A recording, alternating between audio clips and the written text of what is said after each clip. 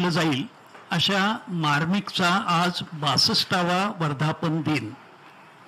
मार्मिक प्रकाशित झालं त्याला आज 62 वर्ष झाले आणि तेव्हापासून अखंडपणे मार्मिक साप्ताहिक प्रकाशित होत आहे. जसा मार्मिकचा आज 62वा वर्धापन दिन आहे तसा बरोबर 2 दिवसांनी म्हणजे 15 ऑगस्ट रोजी आपण स्वातंत्र्याचा सुद्धा वर्धापन दिन साजरा करणार आहोत.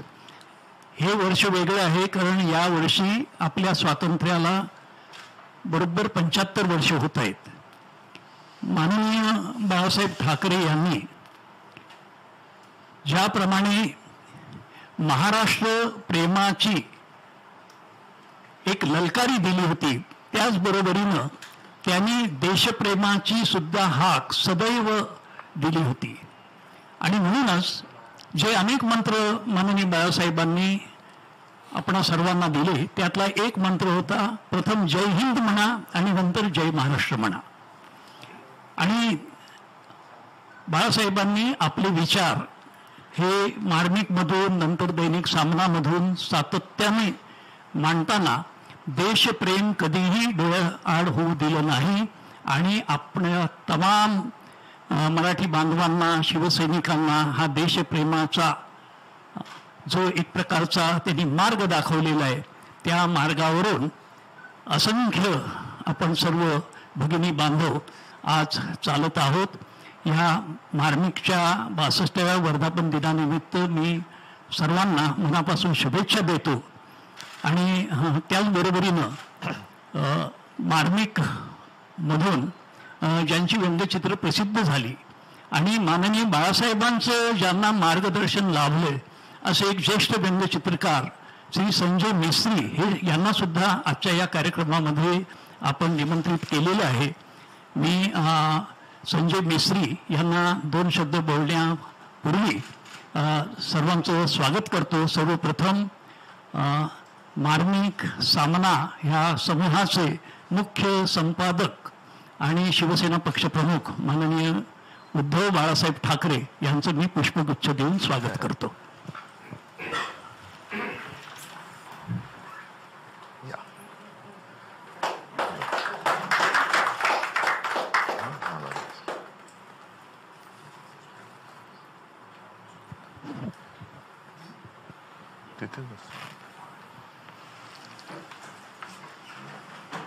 शिवसेना पक्षप्रमुख माननीय उद्धवजी ठाकरे,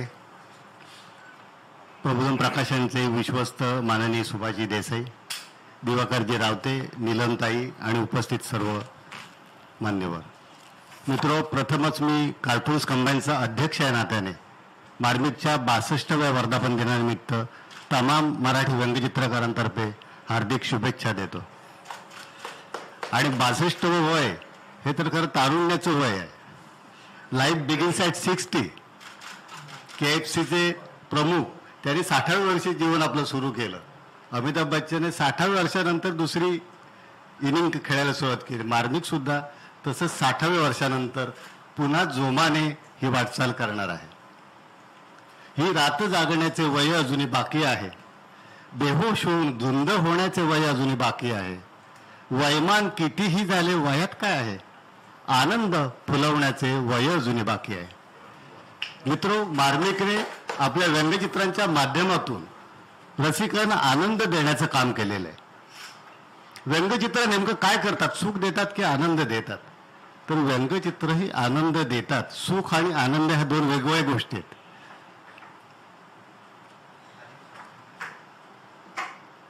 सुख आणि आनंद ह्या 2 वेगवेगळ्या गोष्टी आहेत.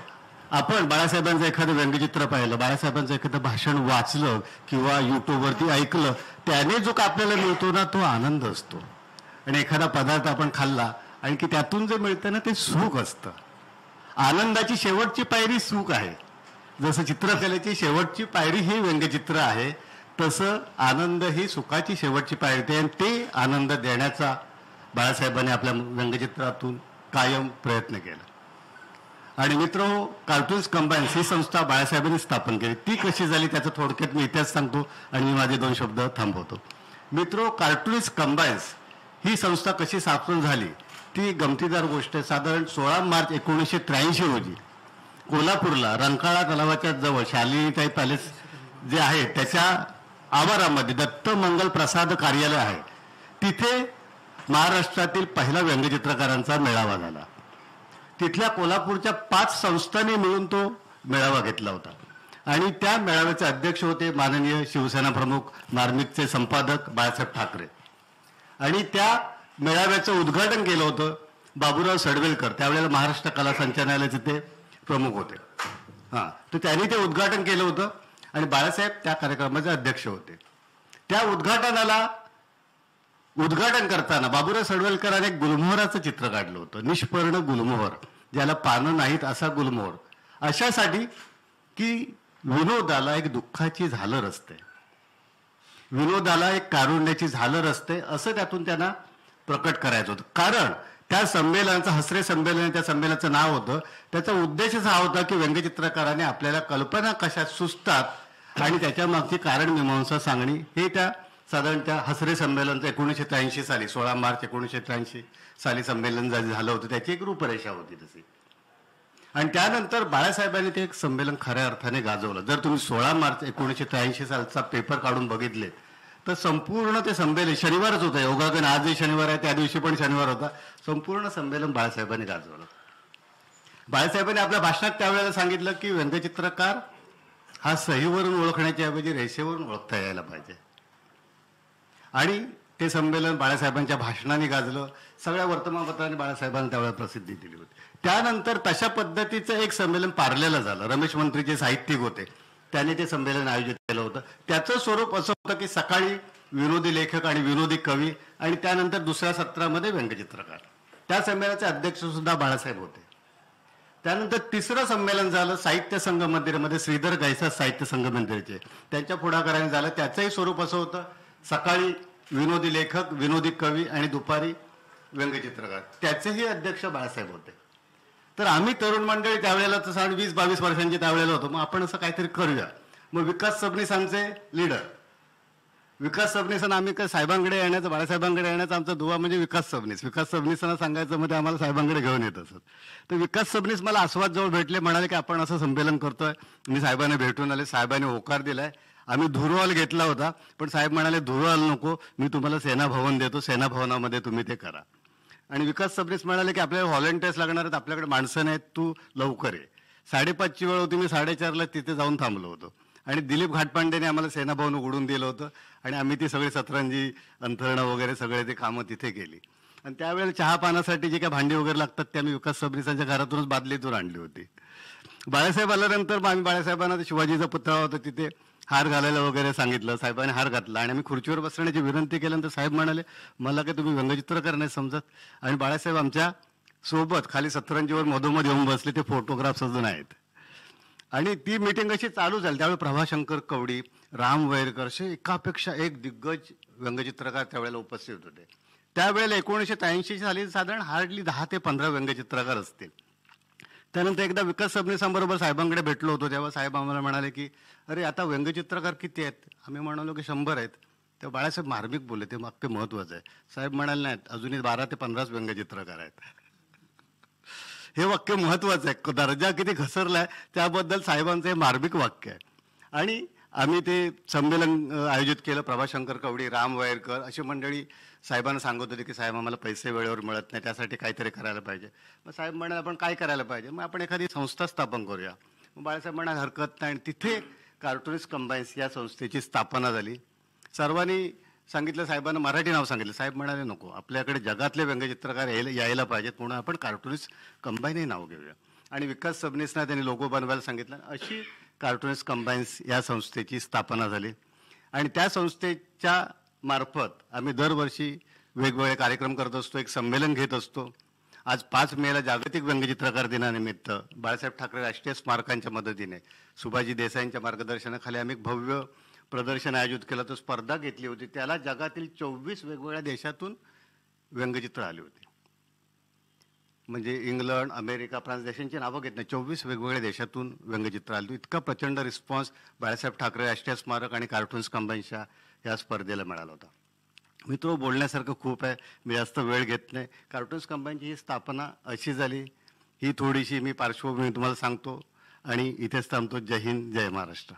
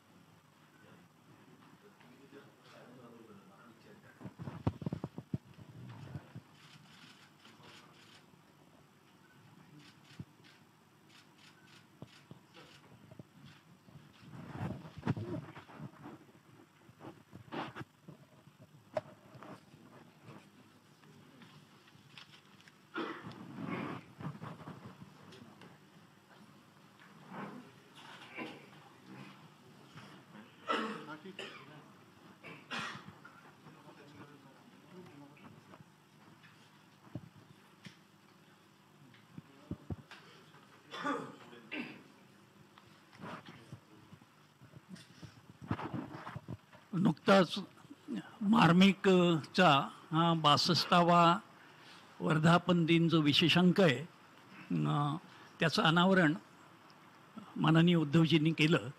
खरं तर हे असं घडलेलं आहे की पहिल्यांदा संपादकांच्या आधी आम्ही वाचकांच्या हाती हा अंक दिला आणि आज वर्धापन दिन असल्यामुळे याचं समारंभपूर्वक प्रकाशन आज केलेलं आहे. मी माननीय उद्धवसाहेब ठाकरे यांना या निमित्तानं त्यांचं मनोगत, त्यांचे विचार मांडण्याची विनंती करतो. माईक लागेल का? असं ठीक आहे. आजच्या या मार्मिकच्या 62व्या वर्धापन दिनानिमित्त माझ्या समवेत बसलेल्या आणि ऑनलाईन जॉईन झालेल्या मार्मिक प्रेमी बांधवांनो, भगिनींनो आणि मातांनो, म्हणता म्हणता 62 वर्ष झाली. माझ्या आधी संजयजी आपण कार्टून कंबाईनचा सगळा स्थापनेपासूनचा इतिहास सांगितला. माझ्या डोळ्यासमोर मात्र मार्मिकच्या स्थापनेपासूनचा इतिहास आहे. साहजिकच आहे, माझाही वय 62 आहे. आपल्या एका वाक्याने जरा मला हुरूप आला. ते तुम्ही जे सांगितलं की 62 वय तर आता, आणि मार्मिक तर 62व्या वर्षी सुद्धा चिर तरुण आहे. म्हणजे माझे आजोबा सांगायचे, साहजिकच आहे, आजोबांचे विचार घेऊन पुढे माझे वडील म्हणजे शिवसेना प्रमुख आणि आपल्या मार्मिकचे संस्थापक बाळासाहेब सांगायचे, वयाने किती मोठा माणूस झाला, वयाने माणूस थकतो, शरीराने थकतो, पण विचाराने थकता कामा नये. ज्या दिवशी विचार थकतील त्या दिवशी माणूस वयस्कर झाला. आणि तसं पाहिलं तर मार्मिक काय, शिवसेना काय, माझ्या समोर आता देसाई साहेब आहेत, रावते साहेब आहेत, हे तर त्यावेळेपासूनचे सहकारी सगळे, ही सगळी मंडळी चिर तरुण आहेत. आणि म्हणूनच मार्मिककडे आणि शिवसेनेकडे तरुणांचा, युवकांचा ओढा, अथवा शिवसेना आणि मार्मिक हे तरुणांचं आकर्षण नेहमी राहिलेले आहे. व्यंगचित्रकार काय असतो, व्यंगचित्रकार काय करू शकतो, त्याचं जगातलं उत्तम उदाहरण म्हणजे शिवसेना आहे. शिवसेना नसती तर मुंबईमध्ये, महाराष्ट्रामध्ये मराठी माणसाचं आणि आपल्या देशामध्ये हिंदूंचं काय झालं असतं, हा विचार आज प्रत्येकाने केला पाहिजे. आणि शिवसेना ही काय अशीच कधीतरी एका सकाळी पडलेलं स्वप्न म्हणून काय निर्माण नाही झालेली. शिवसेनेची बीज ही मार्मिकमध्ये आहेत. म्हणजे मार्मिकनी बीज पेरली, मार्मिकनी जे काय अस्वस्थ मन होतं ते हेरलं, त्याला वाचा फोडली, आणि त्यातून मग मार्मिकने शिवसेनेला जन्म दिला आणि शिवसेनेसाठी सामन्याने जन्म दिला. हे मी का सांगतोय की काही जणांना असं वाटतं की शिवसेना ही अशी उघड्यावर पडलेली एक वस्तू आहे की ती कोणी उचलून घेऊन जाऊ शकतं. तसं नाहीये. शिवसेनेची पाळंमुळं ही नाही म्हटलं तरी 62 वर्ष तर सरळ सरळ दिसत आहेत. आणि त्याच्या आधीपासून सुद्धा, म्हणजे माझ्या आजोबांनी सुद्धा ही विचारांची पेरणी केलेली. व्यंगचित्रकार नेमकं काय करू शकतो? तुम्ही जे म्हणालात की सुख आणि आनंद, बाळासाहेबांनी व्यंगचित्र काढली. हा, एक गोष्ट खरी आहे की ज्या वेळेला मार्मिकचा जन्म झाला तो काळ 1960. आता देसाई साहेब म्हणाले 2 दिवसानंतर आपल्या देशाच्या स्वातंत्र्याचा 75वा वर्धापन दिन आहे. म्हणजे मार्मिकची सुरुवात झाली तेव्हा देशाचं स्वातंत्र्य 13 वर्षाचं होतं. 13 वर्षापासूनचा संपूर्ण पुढचा जो काय आलेख आहे, आढावा आहे, तो मार्मिकमध्ये आपल्याला पाहायला मिळेल. पण व्यंगचित्रकार काय करू शकतो हा जर का मुद्दा आपण उपस्थित केला तर संयुक्त महाराष्ट्राची चळवळ नुकतीच संपलेली होती. बलिदान देऊन, हौतात्म्य पत्करून, रक्त सांडून मराठी माणसाने मुंबई महाराष्ट्राला मिळवून दिलेली होती. मुंबई मिळवलेली होती, मुंबई घेतली होती.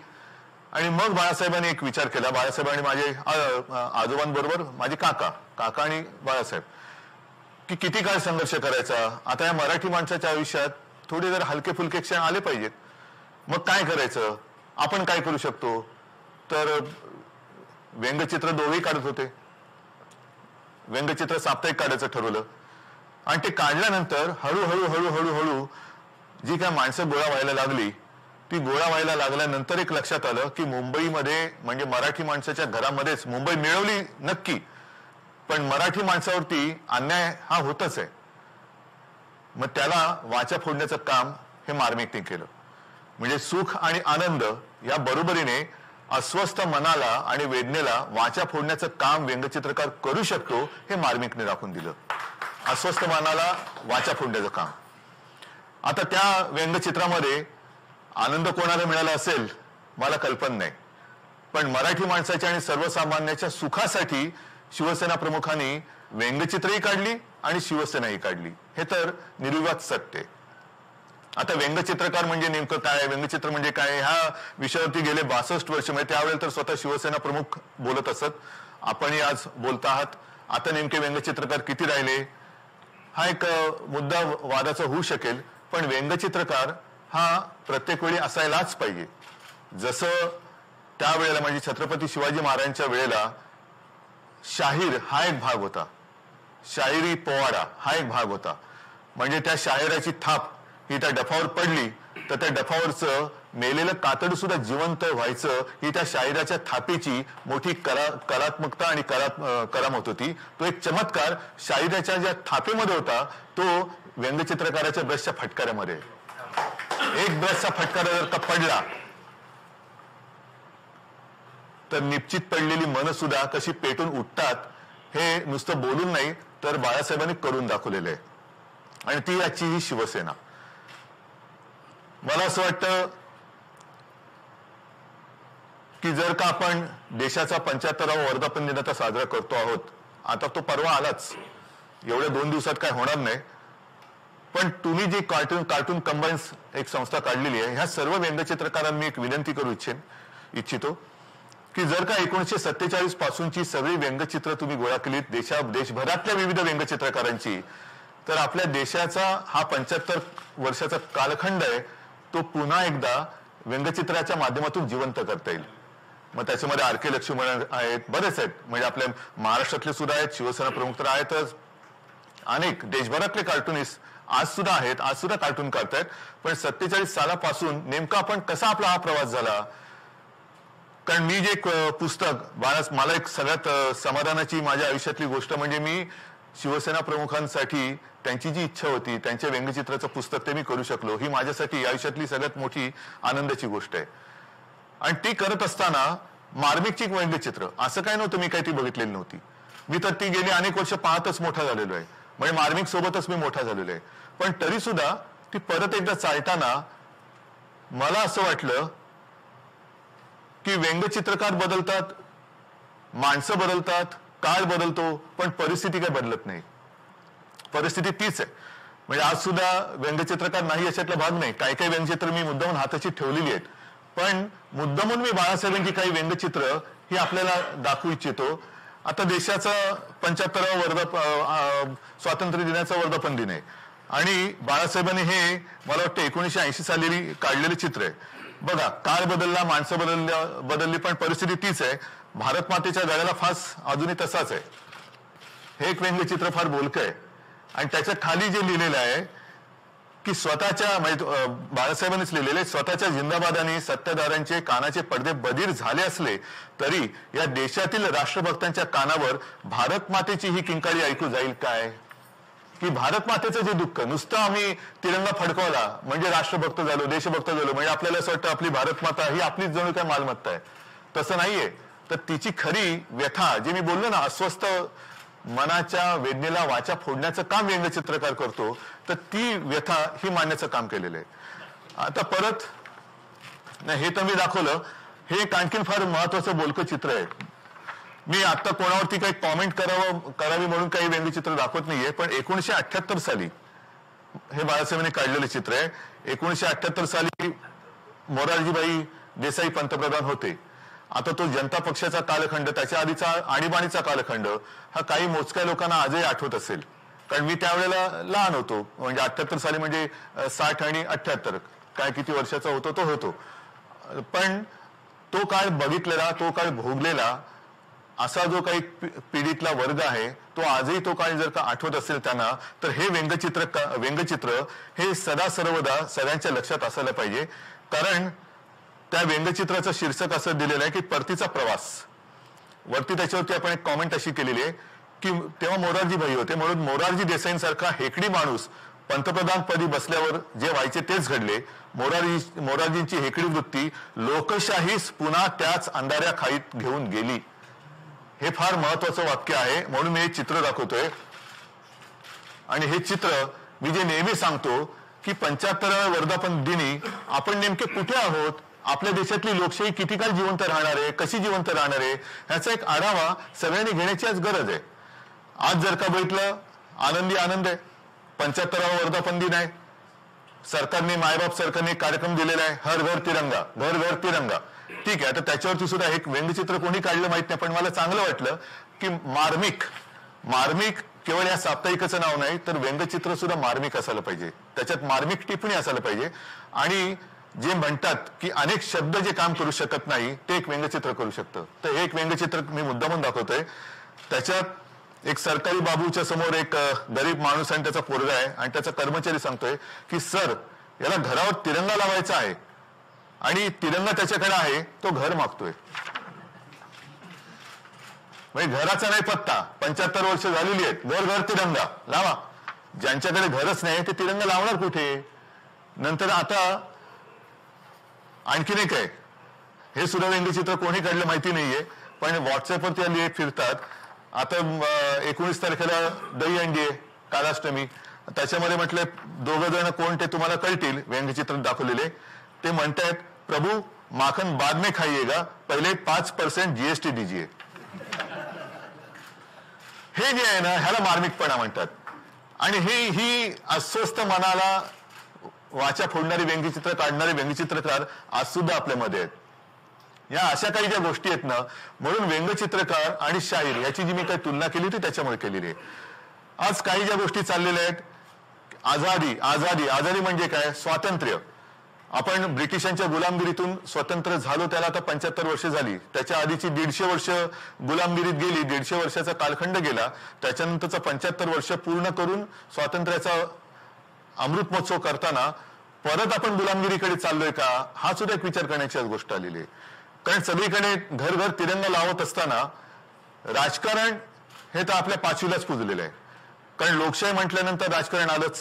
राजकारण म्हटल्यानंतर निवडणुका आल्याच. निवडणुका म्हटल्यानंतर राजकीय पक्ष आलेच आणि ते आलेच पाहिजेत. प्रत्येक माणसाचं मत हे एकच असेल असं नाहीये. आपली मतं मांडण्याची आणि मतं व्यक्त करण्याची मुभा जिथे ज्या व्यवस्थेत असते त्याला लोकशाही म्हणतात. परंतु गेल्या 8-10 दिवसापूर्वी आपल्या देशाचा राज्यकर्ता जो पक्ष आहे भारतीय जनता पक्ष आणि त्याचे जे अध्यक्ष आहेत नड्डा त्या नड्डाजींनी जे एक वक्तव्य केलेलं आहे हे लोकशाहीला घातक आहे की नाही हा सुद्धा विचार करण्याची वेळ नव्हे तर विचार केलाच पाहिजे असं ते वक्तव्य आहे. काय बोलले ते ठीक आहे ना. मी आज शिवसेनेचा पक्षप्रमुख आहे. कालपर्यंत मुख्यमंत्री होतो. पुन्हा शिवसेनेची सत्ता येणारच आहे. हे येणं जाणं हे चालूच असतं. पण नड्डा जे बोलले की या देशामध्ये एकच पक्ष राहणार आहे आणि बाकीचे पक्ष हे संपत चाललेले विशेषतः शिवसेना ही संपत चाललेला पक्ष आहे. बघू त्यांनी प्रदेशाध्यक्ष केलं, त्यांच्या नावामध्ये किती कुळे आहेत मला माहिती नाही, पण त्यांची किती जरी कुळं उतरली तरी शिवसेना काय नष्ट करू शकत नाहीत. मग ती 52 असतील ना ते 152 असतील, त्याला मला काय फरक नाही पडत. पण ही जी काही लोकशाहीला घातक म्हणजे प्रादेशिक पक्ष हे संपवून टाकायचे. देशाच्या स्वातंत्र्याची जी काही मांडणी झालेली आहे, संघ राज्य, त्याच्यामध्ये अनेक प्रदेश एकत्र आलेत. जसं बंगाल आलेला आहे, पंजाब आलेला आहे, गुजरात आलेला आहे, कर्नाटक आलेला आहे, केरळ आलेला आहे, उत्तर प्रदेश आलेला आहे, बिहार आलेला आहे, तसा महाराष्ट्र आलेला आहे, काश्मीर सुद्धा आहेच. पण ही सगळी घटक राज्य एकत्र येऊन आपल्या देशाचं स्वातंत्र्य हे निर्माण झालेलं आहे, देशाचं स्वातंत्र्य अस्तित्वात आलं, म्हणून आपल्या पद्धतीला संघराज्य पद्धती म्हणतात. मग नड्डाजींना काय म्हणायचं नेमकं, की तुम्हाला प्रादेशिक पक्ष संपवायचे आहेत, म्हणजे संघराज्य पद्धत तुम्हाला संपवायची आहे का, संघराज्य तुम्हाला नको आहे का? आणि मग हे संघराज्य नको हे तुमचं मत, हे साऱ्या देशातल्या नागरिकांचं मत आहे का? त्याच्यावरती खऱ्या निवडणुका व्हायला पाहिजेत. तुम्ही म्हणाल आज केवळ तुम्ही गादीवर बसल्यात म्हणून हम करो सो कायदा, ही लोकशाही नाही, हा त्याचा आझादीचा किंवा ही आझादी आणि त्याचा अमृत महोत्सव नाहीये. अमृत महोत्सव म्हणजे तो अमृतासारखा असला पाहिजे. अमृत महोत्सवीच जर वर्षात तुम्हाला लोकशाही मृतावस्थेत न्यायची असेल तर अमृत महोत्सव कसला आला, अमृत महोत्सव कसला? तर ह्या सगळ्या ज्या काही गोष्टी आहेत. आणखीन एक गोष्ट जी बातमी मला फार महत्वाची वाटली, म्हणजे स्वातंत्र्य मिळालंय, 75 वर्ष आपण साजरी करतोय, घर घर तिरंगा. आता देसाई साहेबांनी वगैरे सुद्धा तो एक हे लावलंय, आम्ही सुद्धा लावणार, डीपी वरती सुद्धा तिरंगा टाकणार, टाकायचाच. कारण आपल्याकडे सगळं ते सोशल मीडिया जोरात आहे. सोशल मीडिया बरोबर आहे, पण जे काही चालले ते तुम्हाला सोसल का, हा सुद्धा विचार करा. कारण डीपीवरती तिरंगा टाकणं आनंदाची बातमी आहे, पण जी लोक आपलं कुटुंब, आपलं घरदार विसरून देशाच्या रक्षणासाठी म्हणजेच स्वातंत्र्याच्या रक्षणासाठी जीवाची बाजी करून सीमेवरती उभे आहेत, त्या लष्करामध्ये कपात करण्याची बातमी ही फार मोठी घातक आहे, मोठी गंभीर आहे. म्हणजे कोणत्या दिशेने आपण चाललेलो आणि ही कपात का करणार? तर नाही, तो खर्च जो आहे तो खर्च आम्ही लष्कराच्या आधुनिकीकरणासाठी वापरणार. वापरा ना मग. लष्कर तर प्रचंड पाहिजेच, लष्कर प्रचंड पाहिजे, प्रचंड लष्कराला अत्याधुनिक शस्त्र ही मिळालीच पाहिजेत. पण शस्त्र घेण्यासाठी तुम्ही माणसं कमी करणार असाल तर शस्त्र देणार कोणाच्या हातामध्ये? आणि इतर प्रचंड ज्या काही महाशक्ती ज्याला आपण म्हणतो, म्हणजे त्याच्यामध्ये आपल्या शेजारी चीन आहेच, पाकिस्तान बांगलादेश तर भाग वेगळाच, त्यांच्याकडनं म्हणजे पाकिस्तानकडनं घुसखोरी चालूच आहे, चीन आहे, इतर बऱ्याच अमेरिका आहेत, रशिया आहे. यांनी माझ्या तरी आठवणीत किंवा माझ्या तरी माहितीत आधुनिकीकरणासाठी लष्कर कपात केल्याचं कुठे माझ्या वाचण्यात आलेलं आहे. म्हणजे लष्कर चालवण्यासाठी तुमच्याकडे पैसे नाहीत, पण देशभरात राज्यातली सरकार पाडण्यासाठी तुमच्याकडे पैसे आहेत. हे कोणतं स्वातंत्र्य आहे? म्हणजे लष्कर ज्याच्यामुळे तिरंग्याचं रक्षण होतंय, त्यांच्यामुळे आपण तिरंगा घरी बसून घरावरती तिरंगा लावू शकतो, आपल्या डीपीवरती तिरंगा ठेवू शकतो. आणि त्याच्यामध्ये जर कपात करणार असाल तर नुसतं घरातून बेंबीच्या देठापासून भारत माता की जय म्हणून काही शत्रू पळून नाही जाणार आहे. आज सुद्धा ज्या काही बातम्या येतात, लडाखमध्ये चीन घुसलाय, अरुणाचलमध्ये घुसतोय, तो मी उद्या माझ्या घरावरती तिरंगा लावलेला बघून तो चीन परत जाणार आहे का? तो नाही परत जाणार. घराघरावरती तिरंगा का पाहिजे? तर तो एवढ्यासाठी पाहिजे की ते जे सैनिक आपल्या जीवाची बाजी लावून आपल्या देशाचं म्हणजे आपलं रक्षण करतायत, त्यांना सुद्धा कळलं पाहिजे की मी एकटा नाहीये, माझ्या पाठी संपूर्ण देश आहे. म्हणून घराघरावरती तिरंगा, आणि तिरंगा नुसता घराघरावर नाही तर हृदयात सुद्धा तिरंगा असला पाहिजे, हृदयात सुद्धा तिरंगा पाहिजे, नाही तर उपयोग काय त्याचा?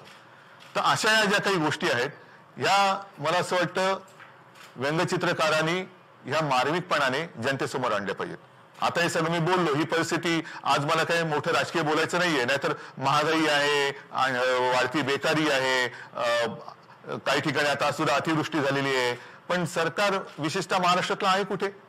काही न करता स्वतःचे सत्कार करून घेतले जात आहेत, आणि तिकडे अतिवृष्टीने जो शेतकरी बेहाल झालेला आहे तिथे जायला मंत्री कुठे आहेत? मंत्र्यांचं नाही खाते वाटप. म्हणजे सगळे मंत्री आज आझाद आहेत, कोणावरतीच काही बंधन नाहीत. आझादी का अमृत महोत्सव मंत्र्यांचं चाललंय, पद मिळालेत पण जबाबदारी नाही आहेत, करा मजा करा. तर ही अशी सगळी मौज मजा मस्ती आहे, त्याच्यावरती ब्रशचे फटकारे हे फार मोठं काम करतात. म्हणून मी गेल्या आठवड्यातच बोललो होतो की ज्याला शिवसेना प्रमुख व्यंगचित्रकलेतले आपले गुरु मानायचे ते अर्थात दीनानाथ दलाल एक होते, त्याच्यानंतर डेव्हिड लो बद्दल तर त्यांना खूप आदर होता. आणि डेव्हिड लोनची एक गोष्ट त्यांनी सांगितलेली, जाहीर सभेत मार्मिकच्या वर्धापन दिनाला सुद्धा सांगितलेली आहे की जेव्हा दुसरं महायुद्ध पेटलेलं होतं आणि हिटलरनी नुसता एक उच्छाद मांडला होता, रोज कुठे ना कुठेतरी हल्ले करायचा. काही तर असं आलं होतं की असं वाटत होतं की हिटलर आता जिंकलाच, मग त्याने आता एक एक देश पादाक्रांत करायला सुरुवात केलेलीच आहे.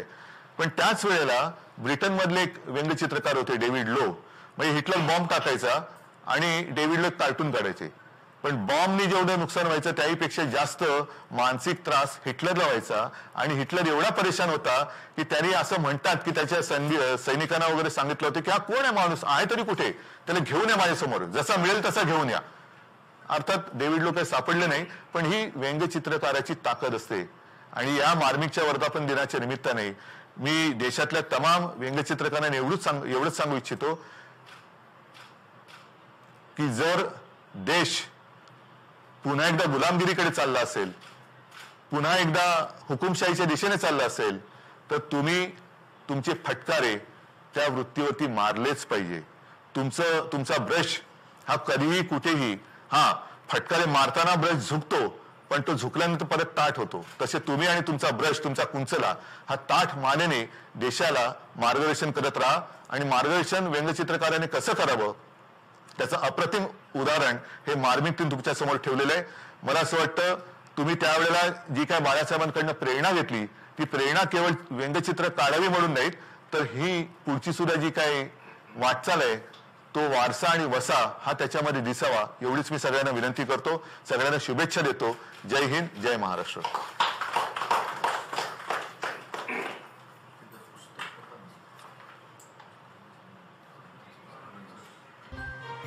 दररोजच्या नवनवीन बातम्या व घडामोडी जाणून घेण्यासाठी शबनम न्यूज चॅनल सबस्क्राईब करा व बेल आयकॉन प्रेस